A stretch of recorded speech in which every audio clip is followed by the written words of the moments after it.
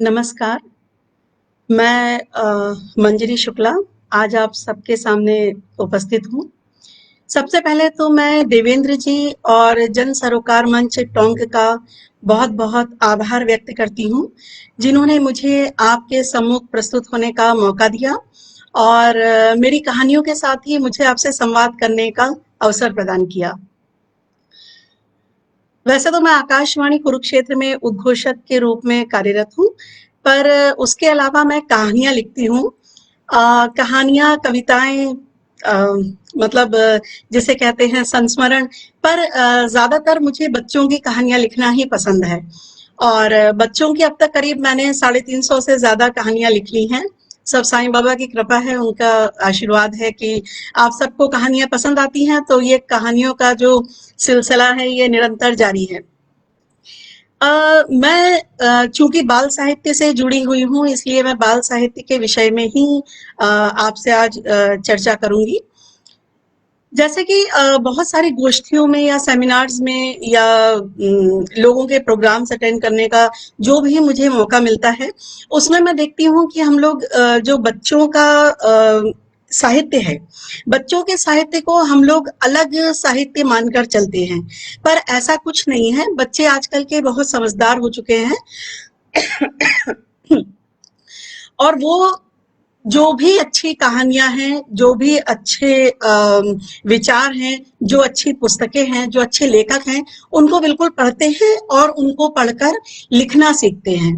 और ये तो बिल्कुल सही बात है कि हम में से जो भी लोग यहाँ पर उपस्थित हैं और जो मेरी बात सुन रहे हैं, वो इस बात से सहमत हैं कि जब हम कुछ पढ़ते हैं, उसके बाद ही हमारी कल्पनाशीलता का विकास होता है, हमारा बौद्धिक विकास होता है, हमारी इंटेलिजेंस पावर एनहांस होती है, हमारे शब्द जिसे कहते हैं वोकेबलरी वो बढ़ते हैं और उसके बाद ही हम बेहतर ढंग से लिखना शुरू कर सकते हैं। तो बच्चों के मामले में भी ये बहुत ज़रूरी है कि सिर्फ उनको ये ना कहा जाए कि नहीं, अगर ये कोई किताब है या ये प्रेमचंद की किताब है, अगर हम प्रेमचंद का उदाहरण लेते हैं तो हम देखते हैं कि तीसरी या चौथी या 5वीं क्लास से ही प्रेमचंद की कहानियाँ शुरू हो जाती हैं। जबकि उन्होंने जो नमक का दरोगा था या ईदगाह थी, वो कहानी बिल्कुल बच्चों को ध्यान में रखकर नहीं लिखी थी। वो उनकी जनरल कहानियाँ थी जिन्हें हम लोगों ने बचपन में पढ़ा और जिनसे हमें पता चला कि कर्तव्य निष्ठा की भावना क्या होती है, ईमानदारी क्या होती है, किस तरह से जो व्यक्ति होता है वो अपने उसूलों पर अगर दृढ़ रहे तो वो बड़ी से बड़ी दौलत को, बड़े से बड़े लालच को तुरंत ठुकरा सकता है। इसी तरह से अगर हम काबुली वाला की बात करें या हींग वाला कहानी की बात करें, सुभद्रा कुमारी चौहान की या देवेंद्र की कहानियों की बात करें, तो सुदर्शन की कहानियों में बाबा भारती की कहानी की अगर हम बात करते हैं तो उसमें भी हम देखते हैं कि वो जो कहानी है बहुत ही शिक्षाप्रद कहानियां हैं। और सबसे बड़ी बात है इन कहानियों की जो खासियत है कि ये बच्चे के मतलब मानस पर बहुत सालों तक ये कहानियां अंकित रहती हैं और बच्चे इन कहानियों को सालों साल याद रखते हैं। तो हम ऐसी कहानी लिखें, ऐसा साहित्य बच्चों को पढ़ने के लिए दें, जिन्हें पढ़कर वो बातों ही बातों में बहुत कुछ सीख सकें। जैसे सबसे ज़रूरी बात है कहानियाँ लिखना या कहानियाँ पढ़ना या कहानियाँ सुनने की अगर बात करी जाए, तो आप ये देखिए कि जो बच्चे हैं वो हमारे सिर्फ आजकल लिसनर्स और व्यूअर्स रह गए हैं। वो ज़्यादा से ज़्यादा कहानियाँ कह लीजिए या उनके सिलेबस का हिस्सा कह लीजिए या कुछ भी टीवी प्रोग्राम्स कह लीजिए, वो सिर्फ देखना पसंद करते हैं। क्यों? इससे उनका जो इमेजिनेशन है, जो उनकी कल्पनाशीलता है, वो ब्लॉक होती है। हमें अपने बच्चों को ये कहना चाहिए कि अगर तुम टीवी देखते हो या कार्टून देखते हो, तो उसमें हम अगर एक शर्त ये डाल दें कि तुमको एक कहानी या एक पैरा पढ़ना भी है, तो बच्चा अगर वो कहानी पढ़ना शुरू करेगा, तो ये मैंने बहुत जगह देखा है कि पेरेंट्स ने कहा है कि हमारे बच्चे ने किताब पढ़ना शुरू कर दिया। भले ही लर्निंग स्टेज कोई भी हो, हम सब अपनी अपनी फील्ड में बच्चे ही हैं, चाहे वो 8वीं का बच्चा हो, चाहे वो 10वीं का बच्चा हो। जब भी बच्चों के स्कूल्स में कहानी का कंपटीशन होता है और एक इतना ड्रास्टिक चेंज आता है बच्चे के अंदर कि वो जब कहानी लिखता है और उसको लोग पसंद करते हैं, तो उसे लगता है कि वो और कहानियां लिखे। कहानियां लिखना, कहानियां पढ़ना और कहानियां सुनना, ये तीनों ही बातें अपने आप में व्यक्ति को इतना समृद्ध कर देती हैं उसका ज्ञान, कि उसे और किसी हॉबी को या और किसी शौक को ज्यादातर पालने की जरूरत नहीं होती। कहते हैं कि जो किताबें पढ़ता है उसको कुछ किसी मित्र की जरूरत नहीं होती, क्योंकि वो चाहे अकेले हो, चाहे ट्रेन में हो, चाहे बस में हो, वो कहीं भी हो, उसकी हमेशा की कंपेनियन, उसकी जो फ्रेंड है एज अ बुक, वो हमेशा साथ साथ चलती है और वो खुश रहता है। जब संस्कारों की बात आती है तो हम बच्चों को कहते हैं कि झूठ नहीं बोलना चाहिए या इस तरह से नहीं करना चाहिए, पर हमें बच्चों की किताबों में वो बात नहीं लानी चाहिए। अगर हम बच्चे की किताब में ये कहेंगे कि चोरी नहीं करनी चाहिए या बच्चे को सुधारने के उपाय ये होते हैं, तो बच्चा सोचेगा अच्छा मुझे सुधारने के उपाय हैं, अब तो मैं बिल्कुल नहीं सुधरूंगा। तो बच्चे को ये बात नहीं पता चलनी चाहिए कि बच्चे की हम जो ग्रूमिंग कर रहे हैं या बच्चे को हम जो बात समझाना चाह रहे हैं, वो पहले वो पढ़े और उसके बाद समझे। उसको इस तरह से समझाना चाहिए कि अगर हम कह रहे हैं कि हमारा बच्चा चोरी नहीं करे, तो अगर किसी दुकानदार ने हमें 10 रुपए ज्यादा दे दिए हैं, तो हम उसको अपने पॉकेट में या पर्स में रखने के बजाय उससे कहें कि जाओ ये जाकर अंकल को वापस कराओ। और जब बच्चा वो 10 रुपए वापस करने जाएगा, तो निश्चित तौर पर आगे के जीवन में या भविष्य में वो कभी चोरी नहीं करेगा। वो कभी आकर आपको नहीं बताएगा कि उन्होंने पैसे ज्यादा दे दिए थे तो मैंने रख लिए, ऐसा कभी नहीं होगा। तो इसके लिए हमें कहानियों के माध्यम से या अपने कार्यों के माध्यम से अपने बच्चों को ये बताना है कि जीवन में सच्चाई क्या है, जीवन में मेहनत क्या है और परिश्रम का मूल्य क्या है। जो चीज बहुत आसानी से मिल जाती है उसकी कद्र नहीं होती। जो भी लेखक मेरे साथ जुड़े हुए हैं या पब्लिशर्स जुड़े हैं, वो ये बात बहुत अच्छे से जानते हैं कि जब कोई कहानी की किताब मांगता है और आप उस कहानी की किताब को उनको अगर पढ़ने के लिए दे दीजिए, तो वो किताब जो है वो शायद ही वो पढ़ते होंगे या उसकी वैल्यू करते होंगे। बहुत साल पहले की बात है, मैं आपके साथ इसको शेयर करना चाहूंगी कि हमारी एक पहचान की लेडी थी, वो हमारे घर उनका आना जाना था। तो उस समय नंदन में मेरी कहानी छपी थी और सबसे दुखद बात ये रही कि जो वो किताब थी वो नंदन वालों की तरफ से मेरे घर आई थी और बुक स्टॉल पे फिर वो दूसरी कॉपी नहीं मिली और जो हमारा हॉकर था वो लेकर नहीं आ पाया क्योंकि उसको भी नहीं मिली, बहुत ढूंढा नहीं मिली। और ढूंढा किस लिए गया, क्योंकि जब नंदन में मेरी कहानी छपी तो मैंने उनको बताया कि बड़ी खुशी खुशी कि देखिए हमारी कहानी छपी है। तो उन्होंने कहा अरे वाह ये तो बहुत अच्छी बात है, मेरे बच्चे भी अब इसको पढ़ेंगे, लाइए दे दीजिए। और लाइए दे दीजिए कहते कहते जब तक मैं कुछ आगे का कहूं, उन्होंने किताब छीनी और वो किताब ले गई। बस वो आखिरी दर्शन थे जब मुझे उस किताब के हुए थे। जब वो किताब ले गई उसके बाद 1 हफ्ते तक तो मैंने संकोच के मारे नहीं पूछा कि अरे ये किताब जो है पढ़ रहे होंगे इनके बच्चे, पर जब कोई फीडबैक नहीं मिला, राइटर को तो फीडबैक जरूर चाहिए होता है, चाहे वो अच्छा हो चाहे बुरा हो। 8 दिन हो गए, 10 दिन हो गए, 12 दिन हो गए, सारे संकोच को छोड़कर पूछा कि वो किताब पढ़ ली? तो बोली कौन सी किताब? अरे मतलब आई वॉज कम्प्लीटली शॉक्ड। मैंने कहा कौन सी किताब? जो किताब मैंने आपको दी थी नंदन। तो उन्होंने मुझसे कहा कि तुम्हारी नंदन तो बन गई चंदन और उसे तो मेरे बच्चों ने फाड़ फूड़ के फेंक दिया। आप ये समझिए इस बात को आज 10 साल से ऊपर हो रहे होंगे, 9.5 साल एग्जैक्ट।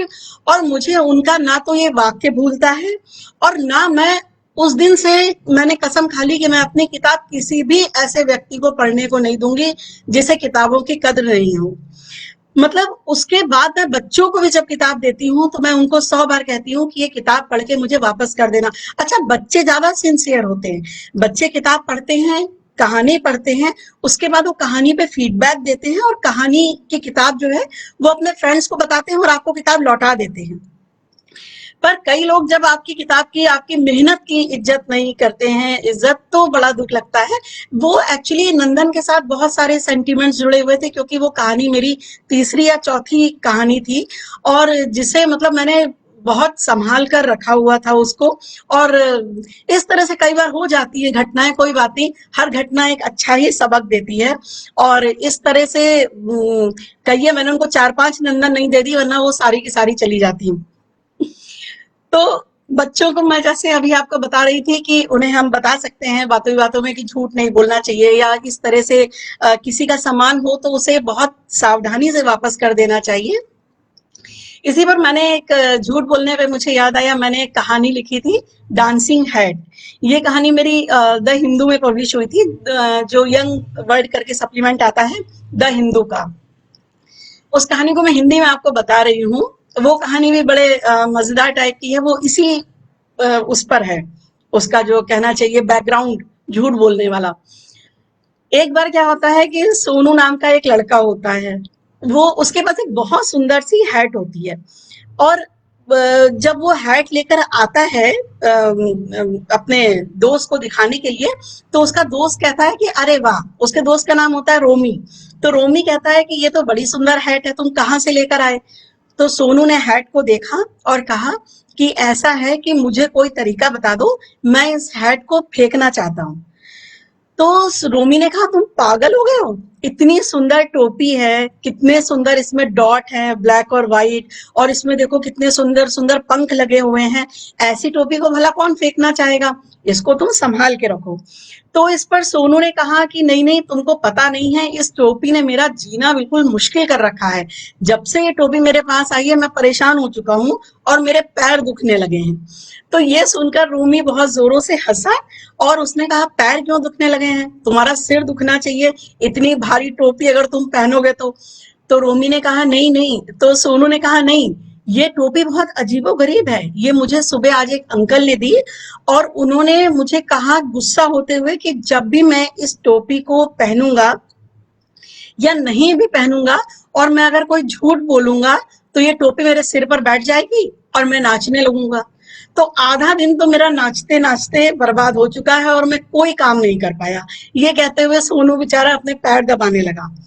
रोमी ये सुनकर आश्चर्य में पड़ गया। वो तुरंत दौड़ता हुआ गया और उसने कैलेंडर देखा, और उसने कहा अरे, आज तो 1 अप्रैल नहीं है, तुम क्या मुझे बेवकूफ बना रहे हो?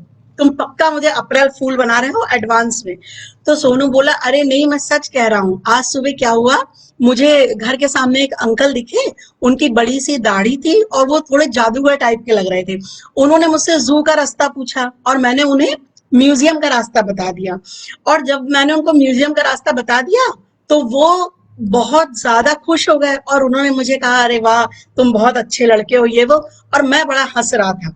और जब मैं स्कूल से लौटा तो मैंने देखा वो अंकल जो थे पसीने से तरबतर एक पेड़ के नीचे खड़े हुए थे। जैसे ही उन्होंने मुझे देखा, वो गुस्से से दौड़ते हुए मेरे पास आए और मुझसे बोले तुमने मुझे सुबह गलत पता बताया था, क्या तुम्हें पता मालूम नहीं था? तो मैंने कहा अरे नहीं, मेरा तो ये शौक है, मेरी हॉबी है कि जब भी कोई मुझसे एड्रेस पूछता है तो मैं उसको हमेशा गलत पता बताता हूँ।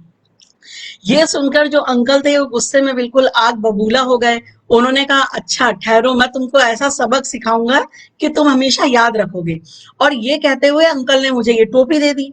टोपी देखकर तो मैंने सोचा कि अंकल शायद मुझसे नाराज होने का नाटक कर रहे थे। अरे वो तो बहुत खुश है, और मैंने तुरंत वो टोपी ली और मैं आ गया। घर आते ही मुझे मम्मी से इतनी मार पड़ी कि तुम्हें क्या बताऊं। तो रूमी ने पूछा क्यों? तो सोनू ने कहा कि मम्मी ने पूछा कि तुमने अपना टिफिन पूरा खत्म तो कर दिया था ना?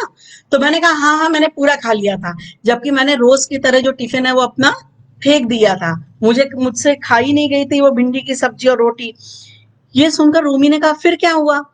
तो सोनू ने कहा अरे फिर क्या था, जैसे ही मैंने ये झूठ बोला, तुरंत वो टोपी पता नहीं कहाँ से उड़ के मेरे सर पे आ गई, और उसके बाद मैंने नाचना शुरू कर दिया, और टोपी में से गाना बजने लगा, और मैं नाचते नाचते नाचते इतना थक गया, और मम्मी पेट पकड़कर हंसे जा रही थी। मम्मी का सारा गुस्सा काफूर हो गया। तब मुझे मम्मी से कहना पड़ा कि मम्मी मुझे माफ कर दो, मैंने आज भिंडी की सब्जी और रोटी फेंक दी थी, पर कल से मैं पूरा टिफिन खाऊंगा। और जैसे ही मैंने ये बात कही, उसके बाद वो जो टोपी थी वो वापस जो है मेज पर जाकर बैठ गई। तो रोमी ने कहा, पर मुझे अभी भी तुम्हारी बातों पर विश्वास नहीं हो रहा है, भला ऐसा कहीं होता है? ये सब तो कहानियों में होता है। तो सोनू ने कहा, नहीं नहीं, ऐसा ही है, तुम चाहो तो आजमा के देख लो। तो रोमी ने कहा, ठीक है। तो रोमी ने थोड़ी देर सोचा और उसके बाद कहा कि आज सुबह मैंने दूध नहीं पिया था। बस जैसे ही रोमी ने ये कहा, टोपी ने हवा में 3-4 चक्कर काटे और जाके सीधा रोमी के सर पर बैठ गई। और उसके बाद रोमी का डांस डांस डांस, घूमना, नाचना, कूदना सब शुरू हो गया। उछल उछल के रोमी नाचे जा रहा था और सोनू आराम से एक कुर्सी में बैठ गया। रोमी ने कहा, अरे किसी भी तरह से इसको रोको। तो सोनू ने कहा, नहीं, अगर तुम सच नहीं बोलोगे तो ये टोपी तुमको माइकल जैक्सन बना के ही छोड़ेगी। तो फिर रोमी बोला, अच्छा अच्छा, मुझे माफ कर दो भैया, टोपी तुम्हारा जो भी नाम हो, मैंने आज सुबह बड़ा सा गिलास भर के दूध पिया था। और उसके बाद जो टोपी थी, उसने 2 राउंड मारे कमरे के और वो वापस जाके सोनू के हाथ के पास बैठ गई। सोनू ने अपना सिर पकड़ लिया और कहा, देखा, मैं इसीलिए इतना दुखी हो चुका हूं, अब मुझे समझ में नहीं आ रहा है कि इस टोपी से मैं छुटकारा कैसे पाऊं। तो रोमी ने कहा, अरे तुम ऐसा करो कि इस टोपी को ले जाके डस्टबिन में डाल दो, सुबह जब कूड़े वाले आएंगे तो इस टोपी को लेकर चले जाएंगे। तो सोनू ने कहा, अरे ये मत कहो, उन अंकल ने कहा था कि जो भी इसको डिस्ट्रॉय करने की बात करेगा या इसको फेंकने की बात करेगा तो ये टोपी उसके सर पे परमानेंट जाके चिपक जाएगी। जैसे ही रोमी ने ये सुना, उसने अपने जूते भी नहीं पहने और जूते हाथ में पकड़कर वो सोनू के घर से बहुत तेजी से भाग गया। उधर सोनू बेचारा इतना परेशान हो गया क्योंकि उसकी आदत थी झूठ बोलने की। वो कोई भी बात बोलता था तो सच जो था उसके मुंह से बहुत देर से निकलता था, पहले झूठ ही निकलता था। तो सोनू ने चुपचाप अपना खाना खाया और टोपी को सिरहाने रख के होमवर्क करने बैठ गया। जैसे ही होमवर्क उसने किया तो आधा होमवर्क किया रोज की तरह, आधा होमवर्क नहीं किया। मम्मी ने कहा, सोनू तुमने होमवर्क कर लिया? तो सोनू ने कहा, हाँ हाँ, मैंने सारा होमवर्क कर लिया। टोपी तुरंत मेज से ऊपर उछली। सोनू को याद आ गया कि उसे तो सच बोलना है। तो सोनू ने कहा, नहीं नहीं, अभी आधा होमवर्क हुआ है, आधा मैं और करता हूँ। और बेचारा मन मार के सोनू बैठा और उसने पूरी शाम बैठकर अपना होमवर्क किया। ये साल भर में पहला होमवर्क था जो उसने डांस करने के डर से किया था। शाम को जब पापा आए तो तो सोनू उनसे बचने लगा क्योंकि उसे पता था कि अगर वो रोमी की बात बता देगा तो पापा उसे बहुत डांटेंगे कि उसने गलत एड्रेस क्यों बताया था। तो ये सोचकर सोनू बिल्कुल चुप रहा। पापा ने कहा, अरे आज क्या बात हो गई है, रोज तो तुम इतना हंसते हो बोलते हो, आज क्यों बात नहीं कर रहे हो? तो सोनू ने कहा, नहीं नहीं पापा, ऐसा कुछ नहीं है, मैंने अपना होमवर्क कर लिया। अब वो एक एक लाइन बहुत सोच समझ के बोल रहा था क्योंकि उसे पता था झूठ बोलते ही उसे डांस करना पड़ जाएगा। तो उसने उतना ही बोला जो जितना टू द पॉइंट था। उसने कहा, पापा मैंने होमवर्क कर लिया है और अब मुझे भूख लगी है, मैं खाना खा के सोना चाहता हूँ। टोपी को देखा उसने, टोपी बिल्कुल अपनी जगह पे बैठी हुई थी। सोनू ने सांस ली और कहा, चलो शुक्र है कि मैंने कुछ तो कभी सच बोला, इससे मुझे ये पता लगा। दूसरे दिन सुबह जब वो स्कूल जाने लगा तो उसने टोपी को अलमारी में लॉक कर दिया और ताला लगा दिया और चाबी जो थी वो बिल्कुल तकिए के नीचे रख दी। उसने सोचा, कम से कम अब झूठ जो मैं दिन भर स्कूल में बोलता हूँ वो मैं आराम से बोल पाऊंगा क्योंकि वहां तो ये टोपी रहेगी नहीं। तो सोनू स्कूल चल दिया। जब स्कूल गया तो उसने देखा कि सारे जो बच्चे थे वो आपस में बात कर रहे थे, हंस रहे थे, बोल रहे थे। सोनू ने भी तुरंत जो है झूठ बोलना शुरू कर दिया कि अरे कल तो पता है क्या हुआ, मैं आधी रात तक पढ़ा। जैसे ही उसने कहा कि मैं आधी रात तक पढ़ा, तुरंत उसके बैग में से आवाज आनी शुरू हो गई और टोपी निकलकर बाहर आ गई। जैसे ही टोपी निकलकर बाहर आई, सोनू की आंखें आश्चर्य से फटी की फटी रह गई। उसने कहा कि अरे तुम कैसे आ गई? पर टोपी भला कोई बोलने वाली थी क्या? टोपी माफ कीजिएगा। टोपी टोपी चुपचाप बैठी रही। उसके बाद जैसे ही सोनू ने कहा कि सोनू ने कहा कि मैं तो बिल्कुल झूठ नहीं बोलूंगा, और वो चुपचाप बैठ गया। पर क्लास के बाकी बच्चे कम शैतान थोड़ी ना थे, वो तो एक के बाद एक लगातार झूठ बोल रहे थे। टोपी को बड़ा मजा आने लगा। टोपी एक बच्चे के सिर से दूसरे बच्चे के सिर पे, दूसरे बच्चे के सिर से तीसरे बच्चे के सिर पे, और इस तरह पूरी क्लास नाच रही थी। पर कोई ये नहीं समझ पा रहा था कि कारण क्या था। सब डांस कर रहे थे, और उनकी हंसने की, मुस्कुराने की और गाने की जो आवाजें थी वो दूर दूर तक जा रही थी। सोनू अपना सिर पकड़कर बैठा था। उसने सोचा कि अगर प्रिंसिपल सर आएंगे तो सबको डांट पड़ेगी और मुझे तो सबसे पहले पड़ेगी, क्योंकि ये टोपी जो है ये मेरी है। तो सोनू ने कहा कि देखो, तुम लोग झूठ बोलना बंद कर दो। जब तक तुम लोग झूठ बोलोगे ये टोपी तुम लोगों को ऐसे ही डांस करवाती रहेगी। सब बच्चे जो थे वो एकदम से चुप हो गए। उनका समझ में नहीं आया कि क्या हुआ।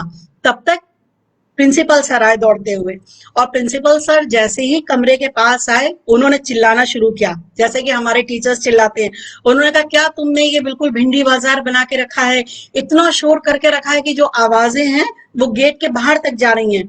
तुम्हें पता है क्या हुआ था? जब मैं तुम्हारी उम्र का था तो बिल्कुल भी शोर नहीं करता था, इतना चुपचाप बैठता था कि टीचर्स मुझे रोज खुश होके कहते थे, अरे वाह, तुमसे अच्छा बच्चा तो पूरे स्कूल में कोई नहीं है। और जैसे ही प्रिंसिपल सर की ये बात खत्म हुई, वैसे ही टोपी जाकर सीधे प्रिंसिपल सर के सर पे बैठ गई, और प्रिंसिपल सर डांस करने लगे। और सारे बच्चे हंसते हुए उनको देख रहे थे, और कोई हंसी के मारे ये भी नहीं बता पा रहा था कि इस टोपी को बोलने के बाद, पहनने के बाद कभी भी झूठ नहीं बोलना चाहिए। तो ये एक स्टोरी लिखी थी मैंने, बिल्कुल मजाक के उसमें, हल्के फुल्के अंदाज में बच्चों के लिए, कि बच्चों को ये समझ में आ जाए कि जब भी हम झूठ बोलते हैं या हम बताते हैं कि हमने होमवर्क पूरा कर लिया और अगर आधा किया होता है, या हम बताते हैं कि हमने टिफिन खा लिया जबकि हम टिफिन फेंक देते हैं, तो ये हम किसी दूसरे का नुकसान नहीं करते हैं, बल्कि ये हम अपना ही नुकसान करते हैं। हमारा ही काम पेंडिंग होता चला जाता है। हम दिन भर अगर खाना नहीं खाते हैं तो हम वीक हो जाते हैं। इस तरह से बच्चों को एक वर्कशॉप में मैंने ये कहानी बताई, और उसमें बच्चों ने ये रियलाइज किया कि हमें झूठ जो है वो पूरी तरह तो नहीं एग्री किए कि नहीं हम बिल्कुल छोड़ देंगे, पर एटलीस्ट उन्होंने कहा कि हम बहुत कोशिश करेंगे कि हम हर बात में हर समय झूठ नहीं बोलें। तो यही जो संस्कार हैं जिसे कहते हैं, ये हमारी, जब बच्चा कहानियां पढ़ता है, जब बच्चा साहित्य पढ़ता है, तो उससे आते हैं। अगर हम देखते हैं, संवेदनशीलता जो है, सहानुभूति की भावना होती है, जो मोरल वैल्यूज होती हैं, जिसे सिंपैथी कहते हैं, वो कहाँ से आती है? वो भी हमारे साहित्य से आती हैं। अगर बच्चा एक कहानी पढ़ता है, जैसे मैंने खुद ऐसी कई कहानियां लिखी हैं, क्योंकि मुझे जानवरों पे कहानियां लिखना बहुत पसंद है। अगर हम देखते हैं कि किसी कहानी में कोई एक छोटा बच्चा है और वो सड़क पर किसी कुत्ते के पिल्ले को देखता है या बिल्ली के बच्चे को देखता है, और वो उसको एक बिस्कुट का टुकड़ा दे देता है, और या वो बहुत ठंड है और वो बेचारा ठिठुर रहा है, तो वो उसको जाकर उठा लाता है और एक टाट के कपड़े में लपेट देता है या किसी गर्म कपड़े में लपेट देता है। तो जो बच्चा कहानी पढ़ रहा है, उस बच्चे के मन में ये पूरा सीक्वेंस चलने लगता है। उस बच्चे को ये समझ में आता है या ये पता चलता है कि अगली बार अब मैं अगर किसी भी जानवर को परेशान देखूंगा या असहाय देखूंगा, हेल्पलेस देखूंगा, तो मैं पूरी कोशिश करूंगा कि मैं उसकी मदद करूं। और इसी तरह से एक छोटी सी घटना जो होती है वो उस बच्चे का चरित्र निर्माण में, उस बच्चे के भविष्य में बहुत काम आती है। ये समझिए कि जब वो बच्चा बड़ा होता है तो वो बच्चा एक सैनिक बनता है या एक सोल्जर बनता है या डॉक्टर बनता है, इंजीनियर बनता है, वो किसी भी फील्ड में जाता है, पर अगर वो अपने साथ इन मोरल वैल्यूज को लेकर जाता है, इन एथिक्स को लेकर जाता है, सहानुभूति लेकर जाता है, संवेदनशीलता लेकर चलता है, तो वो किसी भी फील्ड में कभी भी फेल नहीं हो सकता। क्योंकि अगर वो डॉक्टर है तो अगर उसने ओथ ली है और वो कल को भूल जाता है, पर बचपन में पढ़ा हुआ साहित्य, बचपन में पढ़ा हुआ उसका एक लेसन, एक कहानी वो कभी नहीं भूलेगा। उसे वो हमेशा याद रहेगी जिसने उसे एक अच्छा इंसान बनने के लिए प्रेरित किया था। सियाचिन के ग्लेशियर में तैनात हमारे सैनिक दिन रात खड़े रहते हैं भारत माँ की सुरक्षा करने के लिए। तो बच्चा अगर ये कहानियां पढ़ेगा, उनके बारे में जानेगा कि वो किस तरह से संघर्ष करते हैं। ये राजस्थान में देखा जाए तो मैक्सिमम टेम्परेचर 50.8 डिग्री गया था। तो इतनी गर्मी में 50 डिग्री टेम्परेचर में सेल्सियस में अगर वहां पे सैनिक खड़े हुए हैं, जिसमें हम लोग घर से निकलने का भी नहीं सोच सकते हैं, उस गर्मी में, उस भद्दर धूप में अगर हमारे जवान वहां पर खड़े हैं और हम उनके लिए अगर अपने बच्चों को नहीं बताते हैं, चाहे बातों के माध्यम से, चाहे कहानी के माध्यम से, चाहे किस्से के माध्यम से, तो जो बच्चे हैं उनको भला कैसे पता लगेगा। इसीलिए हमें बच्चों को संवेदनशील जरूर बनाना चाहिए। हम उन्हें एक अच्छा जिसे कह सकते हैं एक प्रोफेशन तो देते हैं, हम उन्हें एक अच्छा एक करियर तो देते हैं, पर हम उन्हें ये कहना भूल जाते हैं कि तुम सबसे पहले एक अच्छे इंसान बनो। अगर वो सबसे पहले एक अच्छा इंसान बनेगा तो वो तभी जाकर वो किसी भी फील्ड में सक्सेसफुल हो पाएगा। एक दो घटनाएं हमारे समाज में हुई जिन्होंने मुझे सोचने पे बहुत मजबूर कर दिया। मैं बहुत विचलित हुई, बहुत दिनों तक मैं भी दुखी रही। आप लोगों ने भी जब ये न्यूज पढ़ी होगी तो आप लोगों को बहुत खराब लगा होगा। आशा साहनी केस जो हुआ था, बहुत पुरानी बात नहीं है। तो आशा साहनी केस में जो उनका लड़का था ऋतुराज साहनी, मुंबई में जिनका फ्लैट था, करीब 1 साल तक, 10 महीने तक उस लड़के ने उनकी कोई खोज खबर नहीं ली। और जो उनकी मदर थी 63 ईयर्स की, आशा साहनी थी, तो जब वो 1 साल के बाद मास्टर की खोल के जब वो फ्लैट में अंदर आया तो उन्होंने देखा कि उनकी मदर का जो है वो नरकंकाल पड़ा हुआ था और शरीर तो उनका कीड़े खा गए थे, सिर्फ ये स्केलेटन था जो वहां पर मिला बेड पर। तो वो बेटा जो लाखों करोड़ों रुपए कमा रहा है, विदेश में रह रहा है, और ये समझिए, ठीक है, मैं समझती हूँ लोगों का आना जाना नहीं हो पाता है, लोगों की मजबूरी होती है, पर ऐसी क्या मजबूरी हो सकती है कि आप किसी से अपने पेरेंट्स के बारे में 10 महीने तक खोज खबर नहीं करवा सकते। आपको ये नहीं पता कि वो जिंदा भी हैं, कि वो बीमार हैं, कि वो मर गए हैं, कि उनका क्या हुआ है। एक माँ अपने बच्चे को किस तरह से पाल कर बड़ा करती है। तो ये इसीलिए समाज के जो ये केसेस हैं, इनको देखते हुए ये बहुत जरूरी हो जाता है कि हम बच्चे को सबसे पहले मॉरल साइंस पढ़ाएं।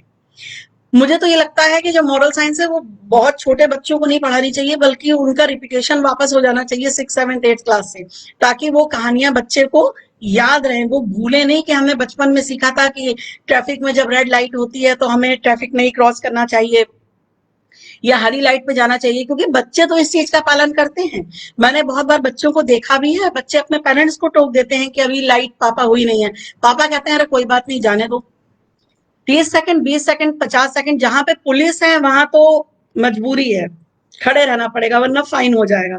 जहां पे पुलिस नहीं है, छोटे शहरों की बात कर ली जाए, जैसे मेरी मम्मी रहती हैं होशंगाबाद में, वो कोई बहुत बड़ा ऐसा दिल्ली मुंबई नहीं है, तो उस वहां पे कौन देख रहा है। आराम से आप जाइए, चौराहा आपको पता ही नहीं लगेगा कि वो चौराहा है, ऐसा लगेगा कि हमारे घर की गली है कोई तीसरी, जहां से कोई भी कहीं भी कैसे भी आता और जाता है, कोई किसी के लिए नहीं रुकता।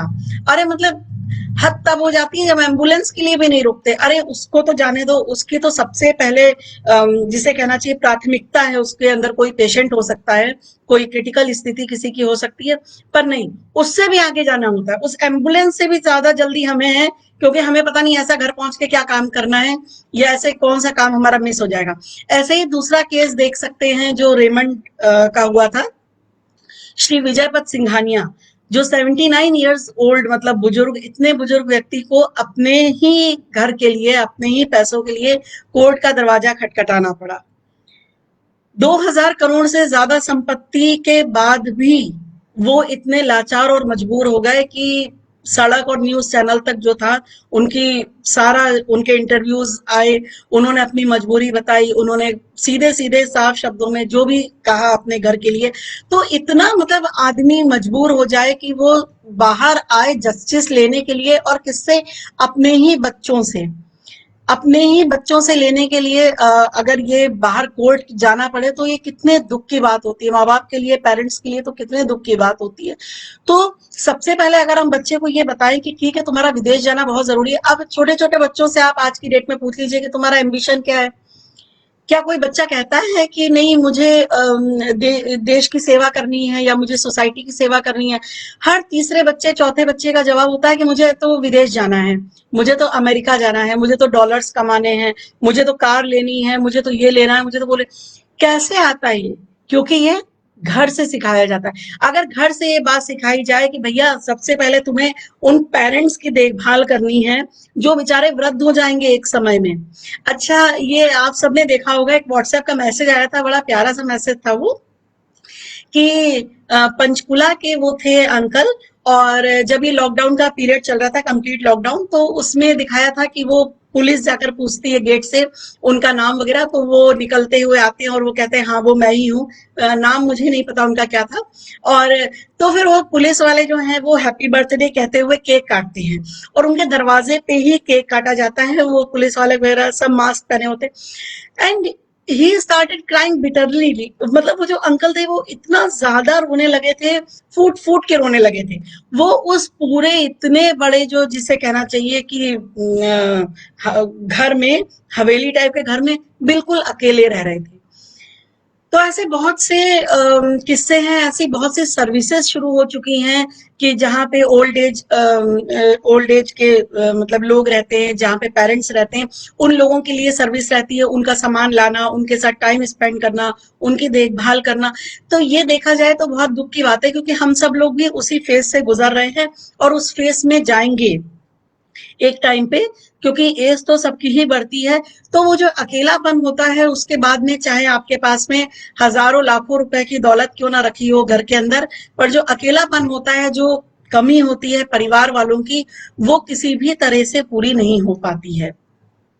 इसीलिए हमें बच्चों को, साहित्य की मैं बात कर रही थी, बच्चों को साहित्य से, कहानियों से, किताबों से, धरातल से, मतलब उन्हें डाउन टू अर्थ रहकर किस तरह से व्यवहार करना चाहिए, ये हमें जरूर सिखाना चाहिए। एक इसी तरह से मेरी एक कहानी है, इंद्रधनुष के रंग। एक बहुत बूढ़ा आदमी होता है, वो सबकी मदद करता है, और उसके जहां भी उसको मौका मिलता है वो सबकी मदद करने के लिए दौड़ पड़ता है, चाहे रात हो चाहे दिन हो। लोगों को ये विश्वास होता है कि कोई भी हमारी गांव में मदद करे या ना करे, जो ये है बूढ़े बाबा, ये हमारी मदद जरूर करेंगे।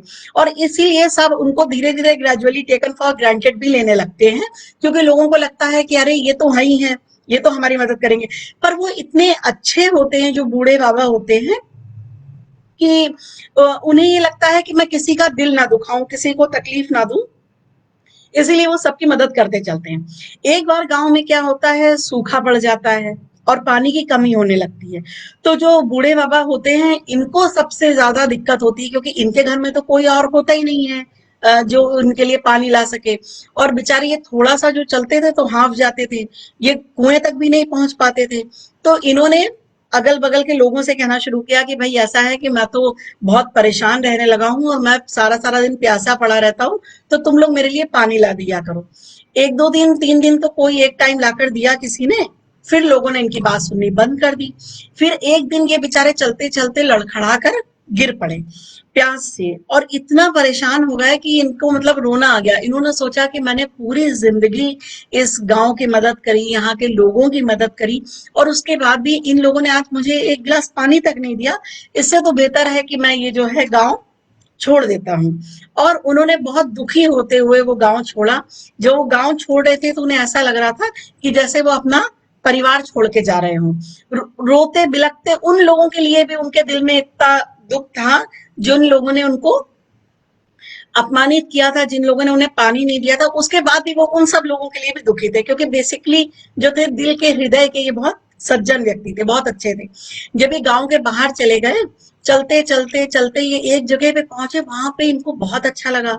वहां पे बिल्कुल ठंडी ठंडी हवाएं बह रही थी और बहुत सारे फूल थे, अनगिनत फूल थे। तो रंग बिरंगे फूल देखकर इनको बहुत अच्छा लगा। इन्होंने कहा अरे वाह, ये कौन सी जगह है जहाँ पे अकाल नहीं पड़ा हुआ है। और फिर इन्होंने देखा तो वहां पर एक नदी बह रही थी।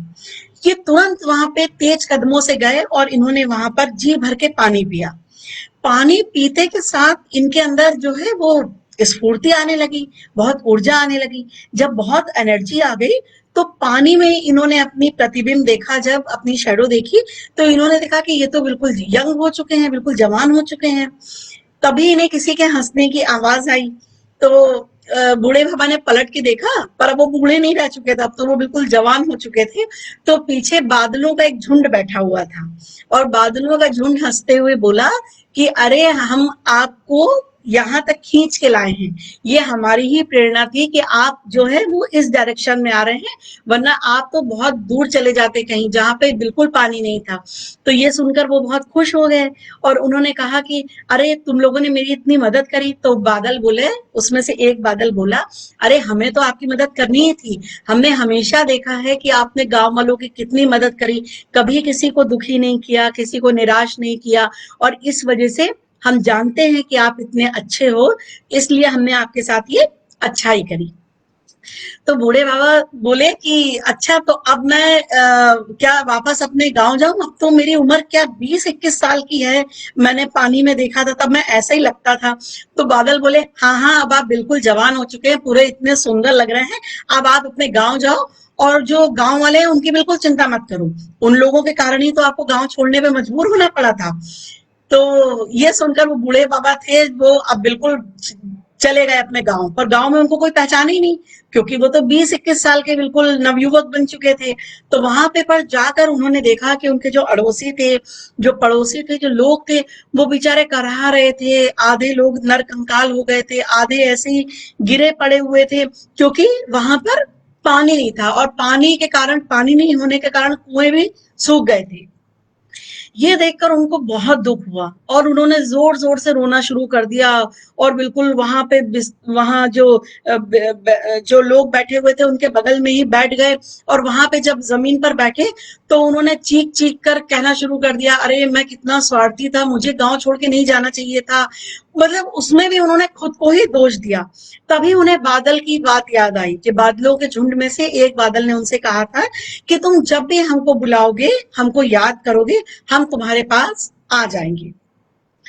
ये बात याद आते ही उन्होंने तुरंत दोनों हाथ फैलाए और आसमान की तरफ देखकर कहना शुरू कर दिया, अरे मेरे प्यारे मित्र, मेरे प्यारे बादलों, तुम जल्दी से आ जाओ, मुझे यहाँ तुम्हारी बहुत जरूरत है। देखते ही देखते कुछ ही पलों बाद वहां पर ठंडी हवा चलने लगी, काली काली घटाएं आ गई और बादल जो थे वो आकर आसमान में छा गए। उसमें से एक बादल ने पूछा, बोलो मित्र, तुमने हमें कैसे याद किया? तो वो बोला कि ऐसा है कि मेरे गांव वाले बहुत दुखी हैं, इन्होंने मेरे साथ जो भी व्यवहार किया हो मैं उसके लिए इन सबको क्षमा करता हूँ, पर मैं इन लोगों को इस तरह से भूख प्यास से तड़पते हुए नहीं देख सकता। आधा गांव तो बिना प्यास के मौत के मुंह में जा रहा है, ये सब लोग मेरे संगी हैं, मेरे साथी हैं। ये देखकर एक बादल बोला कि तुम सच में बहुत अच्छे हो, तुममें इतनी ज्यादा इंसानियत है, तुम्हारा चरित्र इतना ऊंचा है जो ये लोग समझ नहीं पाए। इन लोगों ने तुमको गांव से एक तरह से निकाल दिया, उसके बाद भी तुम इन लोगों की मदद करने के लिए हमें बुला रहे हो और इनके लिए रो रहे हो। इंसान होते हुए भी तुम में देव तुल्य गुण है और इसीलिए अब तुम हमारे साथ रहोगे और तुम्हारा नाम होगा इंद्रधनुष। ये सुनकर वो बोला, क्या मतलब? तो ये कहकर बादलों ने अपना हाथ बढ़ाया और उसे आसमान में ले गए और झमझम करके बरसने लगे, बहुत तेज पानी बरसने लगा, चारों तरफ लोगों के चेहरे खिल गए, लोग खुशी के मारे नाचने लगे और वहां पर फिर कभी सूखा नहीं पड़ा। और बादल इसीलिए जब भी कहीं जाते हैं, किसी सूखी जगह पे बरसते हैं और वहां पर इंद्रधनुष हमेशा मुस्कुरा के आसमान में उनके साथ आ जाता है। तो ये मेरी कहानी थी इंद्रधनुष के रंग। इस कहानी में मैंने यही देखा था, एक बार मैंने इंद्रधनुष को देखा था, बादलों को देखा था और धूप को देखा था। वो सब कुल मिला के उस वक्त इतना सुंदर लगता है जब 7 रंग का इंद्रधनुष आसमान में छा जाता है। तो मुझे लगा था कि जब भी हम किसी के साथ कोई भी अच्छाई करते हैं, चाहे वो प्रत्यक्ष रूप से चाहे अप्रत्यक्ष रूप से, उसका फल, उसका नतीजा हमें एक ना एक दिन जरूर मिलता है। जरूरी नहीं है कि हमने जिसके साथ अच्छाई करी हो वही व्यक्ति हमें रिटर्न करे, वही व्यक्ति हमारे साथ रिटर्न में या बदले में अच्छा व्यवहार करे। हम अगर निस्वार्थ भाव से करते हैं तो ये चीज हमारी कहीं ना कहीं काउंट होती है और इसका फल हमें जरूर मिलता है। और इसी के साथ अब मेरा जैसे समय समाप्त हो रहा है, 5:45 होने वाला है, मैं आप सबसे विदा लेती हूँ और ईश्वर चाहेगा तो आपके सामने इस जन सरोकार मंच में फिर से दोबारा उपस्थित होने का अवसर प्रदान होगा और फिर जो मेरी और कहानियां हैं उन कहानियों को लेकर मैं आऊंगी और आप सबके साथ शेयर करूंगी। नमस्ते।